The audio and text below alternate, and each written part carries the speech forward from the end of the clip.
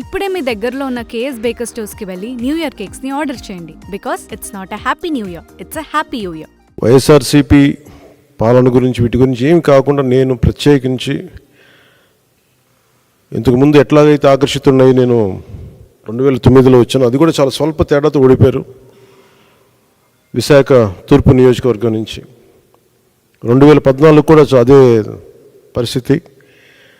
కానీ పోటాపోటీగా మళ్ళీ ఎమ్మెల్సీ ఎన్నికల్లో పోటీ పడి గెలిచి ఆ విజయం మరి ఇలాంటి బలమైన నాయకుడిని జనసేనకి మనస్ఫూర్తిగా ఇష్టపడి వచ్చినందుకు ఇంకొక మారు మనస్ఫూర్తిగా ధన్యవాదాలు తెలుపుకుంటూ, ఏ నమ్మకంతో అయితే జనసేనలోకి వచ్చారో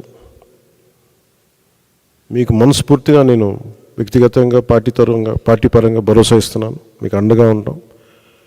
మీతో పాటు వచ్చిన మీ అందరికీ కూడా ఈ రోజున కండువాలించిన ప్రతి ఒక్కరు కూడా పేరు పేరున మీరు ఒకళ్ళు ఇద్దరు నాకు ఖచ్చితంగా యువరాజ్యంలో చేశారని అనుకుంటా ఉన్నాను. మీరు చేశారు, దుర్గాప్రసాద్ గారు. సో మీ అందరికీ మరోమారు మనస్ఫూర్తిగా స్వాగతం పలుకుతూ, నేను చూస్తుంది మీకు ఆయనతో పాటు గత దశాబ్దన్నర కాలంగా ఉన్నారు కాబట్టి ఆయనకి ప్రత్యేకించి మీకు చెప్తున్నాను. ఇది ఆయన్ని నేను ఒక నియోజకవర్గం దృష్టితో చూడట్లేదు. అలాంటి బలమైన వ్యక్తులు రాష్ట్రానికి చాలా అవసరం. రాష్ట్ర స్థాయి నాయకుడిగా ఆయన ఎదగాలి. మనస్ఫూర్తిగా దానికి నా వంతు కృషి నేను చేస్తానని మీకు తెలియజేసుకుంటూ, ఆయన నమ్మి మీరు ఇంతకాలం ఆయనతో ఉన్నందుకు మీరు మనస్ఫూర్తిగా భవిష్యత్తులో ఆయనకి మంచి భవిష్యత్తు వేసేలాగా పార్టీ చాలా నిర్మాణాత్మక చర్యలు తీసుకుంటాం. చాలా బలంగా ఆయనకి అండగా ఉంటాం తెలియజేసుకుంటూ, దీనికోసం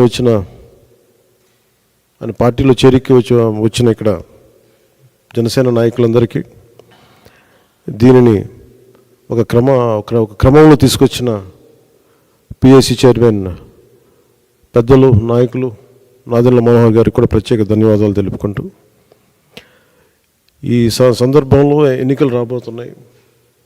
హార్డ్లీ ఒక 70-80 రోజుల్లో ఉన్నాయి. ఈ ఎన్నికలు ఆంధ్రప్రదేశ్ భవిష్యత్తుని నిర్దేశించే ఎన్నికలు ఇవి. ఏ అభివృద్ధి కోసం అయితే మీరు అందరూ అహిర్నిశలు వైసీపీకి దాదాపు 2014 నుంచి ఆవిర్భావం నుంచి ఆయన పనిచేసిన వ్యక్తి. అంటే మీ అందరి ఆశలు కూడా ఉత్తరాంధ్ర అభివృద్ధి కానీ మీ వ్యక్తిగతంగా మీరు ఎదగడంతో పాటు ఉత్తరాంధ్ర అభివృద్ధి, రాష్ట్ర అభివృద్ధిని ఆకాంక్షించే మీరు చేశారు. అది ఎంతవరకు జరిగిందనేది మీకు అందరికీ తెలుసు.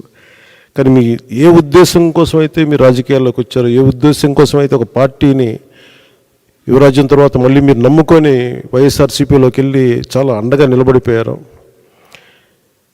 మీరు ఇంత మాత్రం ప్రేమ నమ్మకం చూపిస్తే దానికి నేను 100 చేసేవాడిని. సో దాన్ని దృష్టిలోనే పెట్టుకోండి.